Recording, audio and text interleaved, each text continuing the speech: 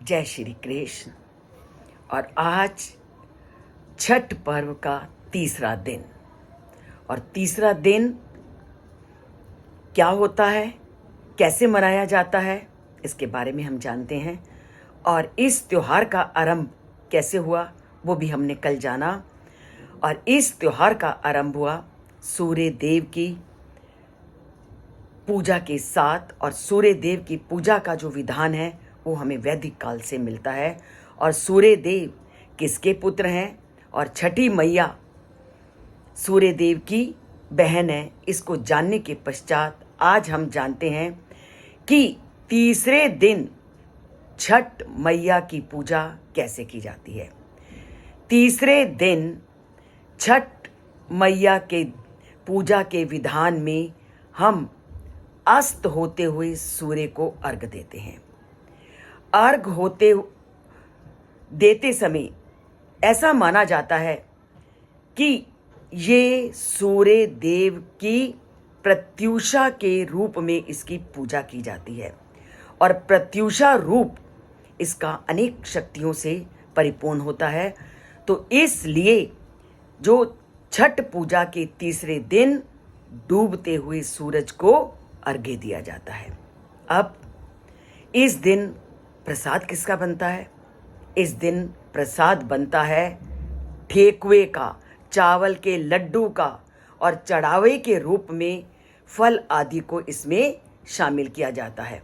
और क्या किया जाता है कि शाम के समय बांस की टोकरी में अर्घ्य का सूप सजाया जाता है और तालाब या नदी के किनारे इकट्ठे होकर के सब लोग डूबते हुए सूर्य को अर्घ्य देते हैं।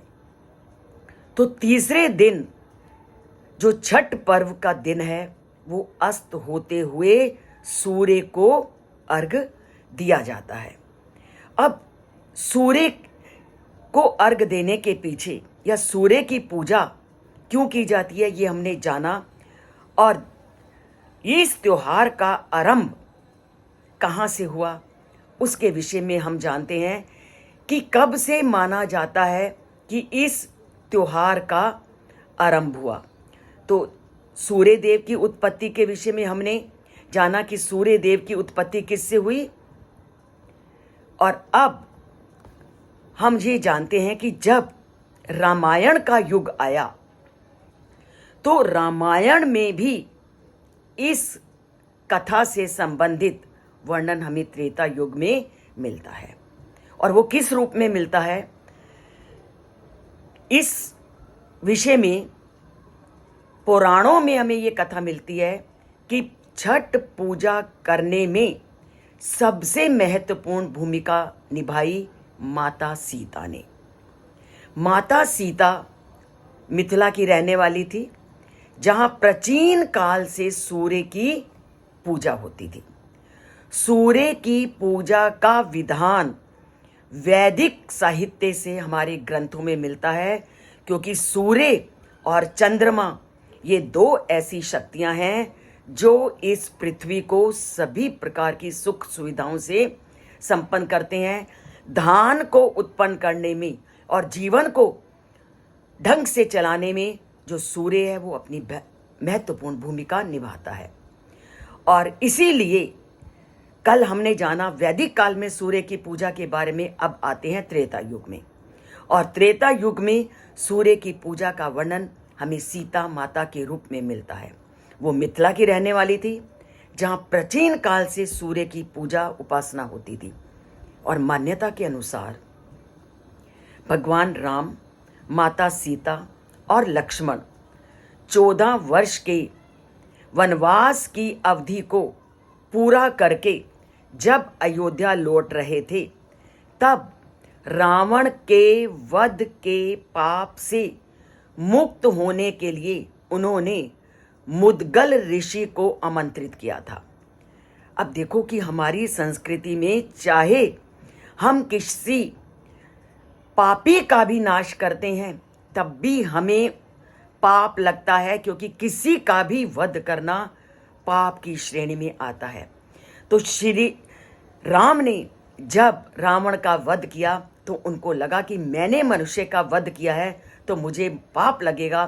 तो इस पाप से मुक्ति के लिए भी उन्होंने मुद्गल ऋषि को आमंत्रित किया।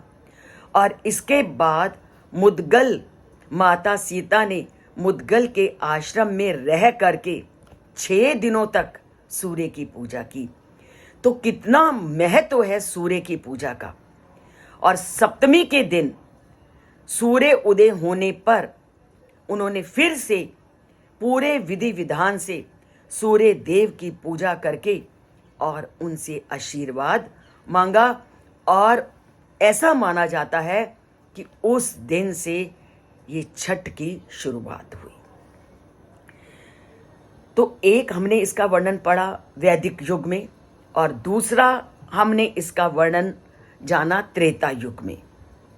और सबसे महत्वपूर्ण है इस सूर्य देव की पूजा से मिलने वाला अलौकिक लाभ। और इस सूर्य देव से मिलने वाले लाभों से हमारी प्राचीन काल से सभी लोग अच्छी तरह से विदित थे, जानते थे। इसलिए महाभारत काल में भी छठ पूजा का वर्णन मिलता है। महाभारत काल में इसका वर्णन कैसे मिलता है कि इसकी शुरुआत किसने की? सूर्यपुत्र कर्ण ने। जो सूर्यपुत्र कर्ण थे वो सूर्य के सबसे बड़े भक्त थे और हर रोज पानी के अंदर खड़े होकर के वह उस सूर्य देव की उपासना करते थे। और सूर्य देव की उपासना का इतना अधिक अलौकिक फल मिलता है कि इस उपासना से जो कर्ण थे वो बहुत बड़े धनुर्धर मिले। इनसे बड़ा धनुर्धर इस धरती पे कोई नहीं। और तभी से जो जल में खड़े होकर के लोग छठ पूजा करते हैं वो तभी से करते हैं कि जल में खड़े होकर सूर्य की जो अर्घ को देने की परंपरा को आरंभ किया महाधनुर्धर कर्ण ने। और उस दिन से लोगों ने जल में खड़े होकर के सूर्य को अर्घ देना आरंभ किया। अब इसके साथ साथ यह है कि ऐसा माना जाता है कि अगर आप कमर तक पानी में खड़े होकर के सूर्य के अर्घ्य दोगे तो सूर्य का जो अलौकिक तेज है वो तुम्हारे शरीर के अंदर पूरी तरह से आ जाता है। इसलिए लोग पानी में खड़े होकर के सूर्य का अर्घ देते हैं। और इसके पीछे एक वैज्ञानिक कारण क्या है कि जब आप सूर्य की ओर मुख करके अर्घ देते हो तो सूर्य की जो किरणें हैं वो छन करके आपके शरीर में आती हैं और उसके जो भी जो दूषित प्रभाव होते हैं वो पूरी तरह से उस समय हट जाते हैं और आपके शरीर में एक अलौकिक शक्ति, एक अलौकिक तेज आपके अंदर उत्पन्न करते हैं। ये है इसका वैज्ञानिक कारण। तो जल में खड़े होकर के सूर्य की ओर मुंह करके अर्घ देना सबसे अधिक श्रेष्ठकर माना जाता है, क्योंकि इससे शरीर के अंदर एक अलौकिक तेज, एक अलौकिक शक्ति की प्राप्ति होती है। तो इस परंपरा को आरंभ किया जल में खड़े होकर के सूर्य देव की पूजा करने, सूर्य देव की आराधना करने को कर्ण ने। तो ये है इस पर्व का वो महत्व जो सूर्य देव की उपासना से जुड़ा हुआ है कि कैसे सूर्य देव की जल में खड़े होकर के उपासना क्यों की जाती है। क्योंकि जल में उपासना करने से सूर्य का तेज, सूर्य की शक्ति हमारी पूरी शरीर में आती है और हमारा शरीर शक्ति से परिपूर्ण हो जाता है और सभी प्रकार के दुखों से रहित हो जाता है। और माँ छठी की पूजा भी इसलिए की जाती है ताकि वह हमारे जीवन को निरोगी, सुखों से परिपूर्ण, समृद्धि से परिपूर्ण बनाए। तो ये तीसरा दिन हमें सूर्य देव के ढलते हुए पक्ष की पूजा अर्चना का विधान करता है और ये जोड़ता है हमें त्रेता युग से, ये जोड़ता है हमें महाभारत काल से। तो महाभारत में कोई ऐसा विषय नहीं है जिसका उत्तर आपको महाभारत में ना मिले। तो जितने भी हमारे मन में संशय होते हैं, जितने भी हमारे मन में दुविधाएं होती हैं, अगर हम महाभारत के उस ग्रंथ का का अध्ययन करें तो सारे के सारे विषयों का उत्तर हमें उस महाभारत ग्रंथ में आसानी से मिल जाता है। तो जाना आपने छठी मैया के महात्म्य को, छठी मैया की पूजा के अर्चना के महत्व को और सूर्य देवता के पूजा के महत्व को। तो चाहे व्रत हो या ना हो, हमें सूर्य देवता की हमेशा पूजा अर्चना करनी चाहिए। और सुबह उठते ही, जैसा कि आप अपने आसपास बहुत से लोगों को देखते हो, वो सुबह उठते नहाने धोने के बाद वो एकदम जल लेकर के सूर्य देव को पूर्व दिशा में उनको चढ़ाते हैं। और जो तीर्थ स्थानों में स्नान कर रहे होते हैं वो भी जल में खड़े होकर के उस सूर्य देव को नमन करते हैं और उससे आशीर्वाद प्राप्त करते हैं। तो चाहे त्योहार हो या ना हो, वो हमें इस बात का संदेश देते हैं, इस बात का ज्ञान देते हैं कि सूर्य देव की पूजा आप सुबह नहाने के पश्चात उसको जल का अर्घ्य देकर जरूर कीजिए और उनसे उनके जैसी शक्ति, उनके जैसा तेज, उनके जैसा जीवन आप प्राप्त करेंगे।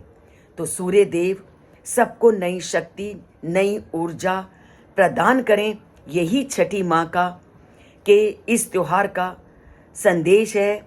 यही उसका कहना है कि आप हमेशा अपनी जितनी भी प्राकृतिक शक्तियां हैं उनका सम्मान कीजिए, उनके प्रति आदर का भाव रखिए।